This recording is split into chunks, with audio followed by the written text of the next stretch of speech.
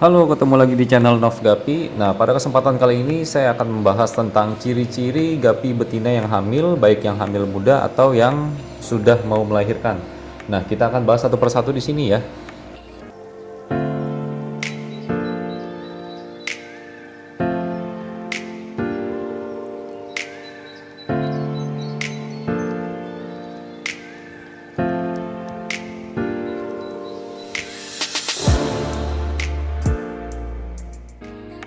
Nah, ciri-ciri pertama yang gampang kita lihat itu adalah gravid spotnya. Nah, itu yang paling gampang dilihat kalau misalkan ikan gapi kita piara di akuarium. Gravid spot itu adalah bintik-bintik hitam yang ada di bagian belakang perutnya.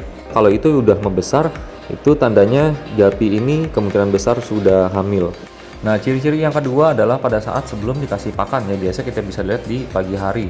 Nah, ini kita lihat dari atas, kalau perutnya sudah membesar ke kiri dan ke kanan, itu tandanya ikannya sudah hamil. Nah, lain cerita kalau sebaliknya, kalau misalkan perutnya belum besar ke kiri dan ke kanan, itu tandanya ikan gapi ini belum hamil.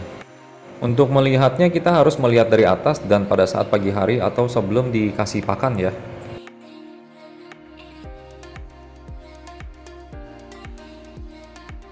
Oke, itu tadi dua ciri ikan gapi yang sedang hamil. Nah, sekarang kita akan membahas ciri-ciri ikan gapi yang sudah hamil, alias hamil tua ya, yang sudah mau beranak. Nah, ciri-cirinya itu yang pertama adalah perutnya membesar, dan besarnya ini dia perutnya nggak bulat, dia itu lebih condong ke lonjong ya. Jadi bagian bawah perutnya itu dia udah bisa ditarik garis lurus ya, udah agak rata seperti di gambar ini. Nah, terkadang ikan gapi yang udah mau melahirkan itu, dia condong lebih seneng berenang di permukaan, dan nggak cuma di permukaan aja, kadang dia menyendiri di dasar akuarium atau di pojok-pojok. Nah, tapi itu nggak bisa dijadikan patokan utama ya, karena nggak semua ikan gapi yang mau melahirkan itu dia menyendiri di atas atau di dasar.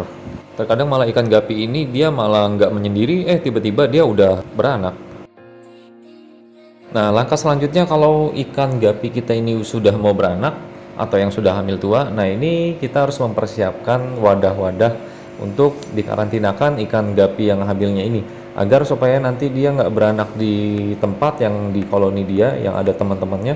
Nah, nanti kalau misalkan dia beranak di tempat yang ada ikan gapi lainnya, nah itu nanti malah resikonya itu dimakan sama indukan yang lainnya. Oke, lanjut kita tonton videonya sampai habis ya.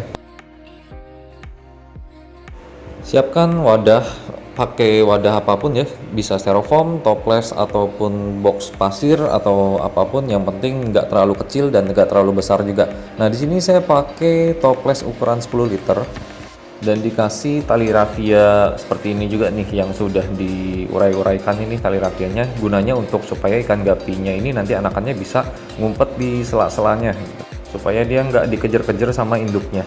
Di sini kita upaya mengurangi resiko anakan dimakan sama induknya ya, karena kalau induknya stres ini terkadang dia bisa makan anakannya. Nah, untuk cara pembuatan tali rafianya ya mungkin teman-teman juga sudah tahu ya, ini gampang banget sih caranya.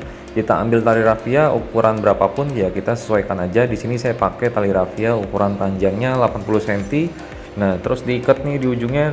Nah, setelah diikat kita buka aja nih, kita uraikan seperti ini biar dia lebih rame ya, jadi kelihatan kayak tanaman. Nah, teman-teman kalau yang punya tanaman ganggang hijau atau apapun tanamannya itu bisa dipakai juga ya, karena lebih bagus pakai tanaman sih sebenarnya. Nah, di sini kan saya nggak punya tanaman, jadi saya pakai tali rafia seperti ini ya. Nah, setelah itu langsung aja ini kalau udah jadi kita acak-acak aja begini, lecek-lecekin semuanya biar keriting. Nah, setelah itu masukin langsung ke dalam toples. Nah, jika sudah siap wadahnya, langsung aja kita pindah ini ikan yang udah mau beranaknya ke dalam wadah yang udah kita siapin ini. Nah, ini ikan gapinya yang udah mau beranak ini kira-kira sih sekitar 3 sampai 5 hari lagi ya, menurut saya udah bisa beranak nih ikannya, karena memang tanda-tandanya sih udah masuk ciri-ciri yang memang udah mau beranak nih ikannya nih. Nanti kalau sempat di videoin pada saat beranaknya, ini saya mau update lagi ya videonya. Nanti bakalan saya share dan saya videoin juga ya, biar teman-teman bisa lihat proses dia beranaknya ya. Oke, sampai di situ aja videonya. Ya, ini juga udah kepanjangan juga ya durasi videonya. Nah, ini kalau teman-teman ada yang ngerasa kurang jelas atau kurang paham, mungkin penjelasan saya masih kurang jelas juga, nggak apa-apa, langsung tanya di kolom komentar atau chat lewat IG juga nggak apa-apa ya. Kritik dan saran dipersilahkan, dan bantu subscribe juga ya kalau video ini bermanfaat dan suka sama videonya.